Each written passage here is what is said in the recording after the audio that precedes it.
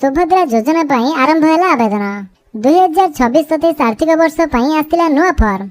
यही form T आपण माने किपरि फिलअप करेंगे complete process step by step चलन देखा। तो जमीती कि देखिया पाउथवे एटा होचे हम सुभद्रा योजनार 2026-27 आर्थिक वर्ष निमंते नुआ फॉर्म टी सुभद्रा महिला और शिशु विकास विभाग ओडिशा सरकार आवेदन पत्र।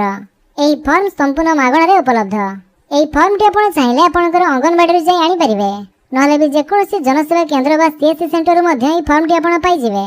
तो नुआ फॉर्म टी आनिला परे आपण किपरि फिलअप करिवे आसनु देखिबा।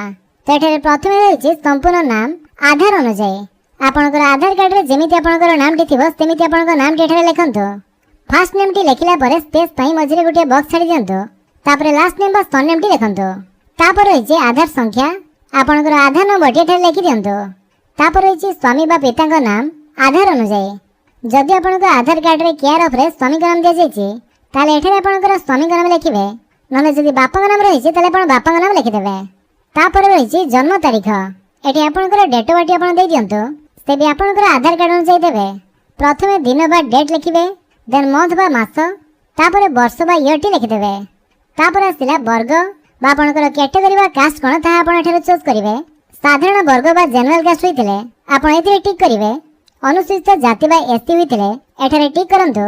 अनुसूचित जनजाति बा एसटी होइतिले एठारे टिक करिवे। आ शारीरिक भिन्नक्षम बा हैंडिकैप होइतिले एठारे हां रे टिक करंतो। आ जदि भिन्नक्षम नुहे ताले आपण ना रे टिक करंतो। तापरे आपनको आधार संयुक्त मोबाइल नंबर टी देबा पई पड़िबो। माने आपनकर आधार कार्ड सहित जो मोबाइल नंबर टी लिंक थिबो सेई मोबाइल नंबर टी आपण एठारे देइ देबे।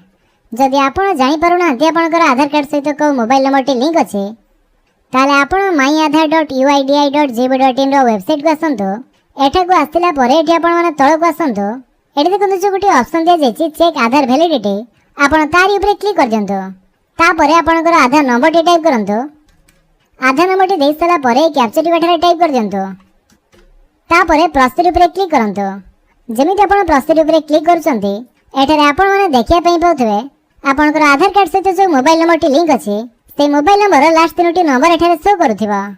तेठा आपण जानि परिबे कि आपनकर को मोबाइल नंबर टी लिंक अछि तो से जो आधार कार्ड सहित लिंक थिबा मोबाइल नंबर टी आपण एठारे देबा पई पड़िबो। तापर होछि विकल्प मोबाइल नंबर आपनकर आ गोटी मोबाइल नंबर एठारे देइ दियंतो। तापर आपनकर जिल्ला बा डिस्ट्रिक्ट देइ देबे। देन जदि आपण ग्रामांचल रहि थांती तले एठारे आपनकर ग्रामर नाम ग्राम पंचायत नाम एवं ब्लॉक रो नाम टी आपण देइ दियंतो। सहरांचल रहितिले वार्ड नंबर एवं सहरांचल स्थानीय संस्था सहर बा नगर नाम एठारे देइ परिबे। तो फॉर्म रो प्रथम पेज टी आपण एभଳି भाबे फिलअप कर सला परे देन सेकंड पेज रे देखंतो रहिछि घोषणानामा। एठारे आपनकर समस्त एलिजिबिलिटी क्राइटेरिया दे जायछि। जेमिति कि प्रथम रहिछि मो ओडिसा बासिंदा अटे 1 एप्रिल 2026 सुधा मोर बयस 21 वर्ष किंबा ताठारु अधिक एवं 60 वर्ष रो कम अटे।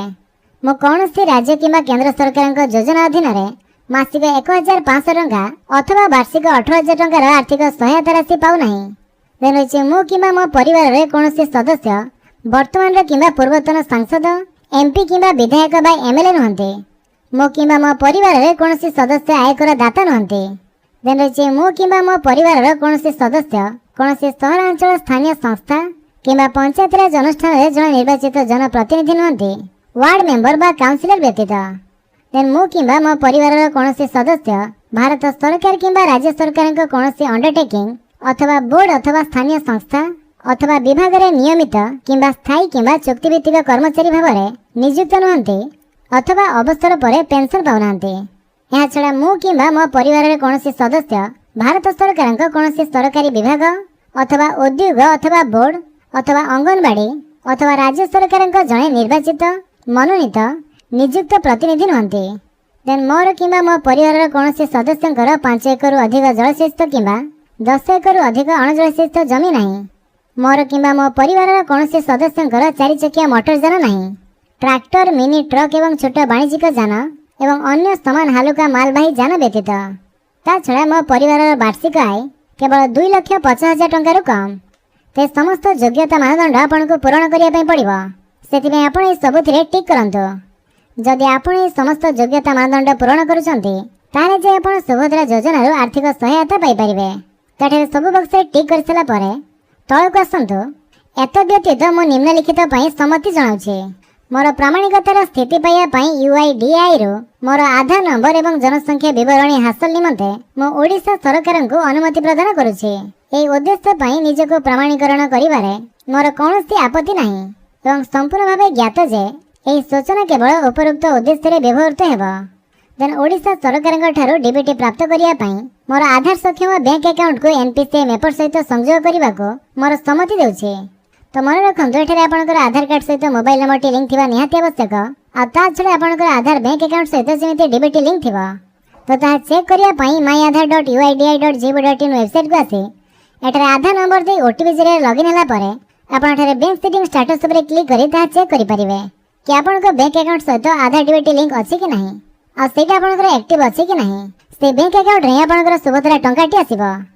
तापर होछि मु एथिरे मध्ये सहमत जे ओडिशा सरकार सुभद्रा पाई मोर परिचय प्रतिष्ठा एवं प्रमाणित करने निमंते मोर आधार संख्यार व्यवहार करि परिबे। देन मो सुभद्रा अधीन रे थिबा समस्त नियम और शर्तावली रे सहमत। देन ता तळे एठा रहइबा आवेदनकारी को दस्तखत एवं तारीख जो डेट रे आपण फॉर्म देउछन्ती से डेट आपण लिखिबे। ते फॉर्म टी फिलअप करि सला परे आपनकर जे कोनसी सीएससी सेंटर नै जमा करंतो। तेमिति प्रोसेस रे आपण सुभद्रा योजनार नुवा फॉर्म टी को फिलअप करि परिबे।